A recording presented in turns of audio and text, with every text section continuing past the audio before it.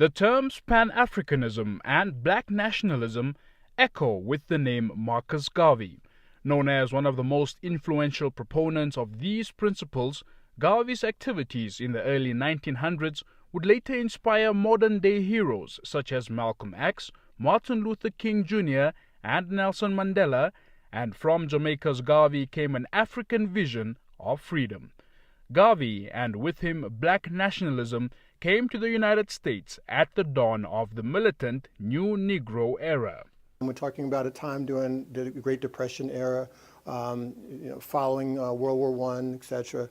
And so, black people, especially black men, was degraded to the point that they wasn't even looked at as men. And so every aspect in which they had to turn to, from the banking system to working in a traditional job, all of those they were not allowed to be a part of. And so Garvey came right in the time where Black nationalism really empowered these men, and which would also lead to later movements such as the Nation of Islam and books written by Martin Delany, the Huts by Delany, etc. And so they would empower black men during that time period. Garvey, who was born in Jamaica in 1887, believed that white society would never treat black people equally.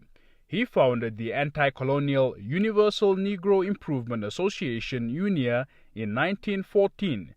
Blacks needed their own government, their own economy, and their own organizations to be successful in a world that oppressed and marginalized them, Garvey argued.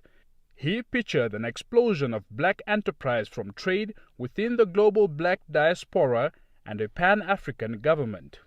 Garveyism brings it back together, right? True Garveyism brings it back together with an understanding of why we need to come back together, not just because we all look black, but because we can unify our resources, our political clout, and create our own social customs, and not assimilate into customs that have led to the breakdown of African traditional societies.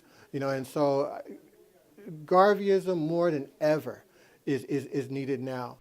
Marcus Garvey was important to African history in several ways.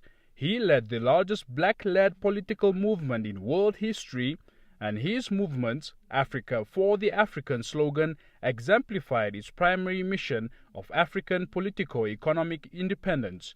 Garvey was part of a centuries-long history of diasporic blacks that sought reconnection with and return to the African continent. Professor Lamont Slater is one such person and has since established a repatriation project. What I would like to see some of these governments really start opening the door to allow African Americans and all Africans within the diaspora to come back and bring their resources here, Namibia and all of the other 53 countries, and let's really take heed to what Garvey really wanted, right? Garvey himself, as you know, never made it back, to Africa due to trials and tribulations towards the end of his life, as we know. But it's the revolutionary mindset that persisted, and UNIA is very prevalent here, in Namibia and other places, and his revolutionary mindset is what carried on. For continental Africans, Garveyism became a vehicle to express popular discontent with white rule, to animate and, in some cases, reinvigorate their political organizations. But instead of achieving lasting global celebrity like those he inspired, Garvey faded into obscurity, his name one that might seem only vaguely familiar except to those well-versed in black history.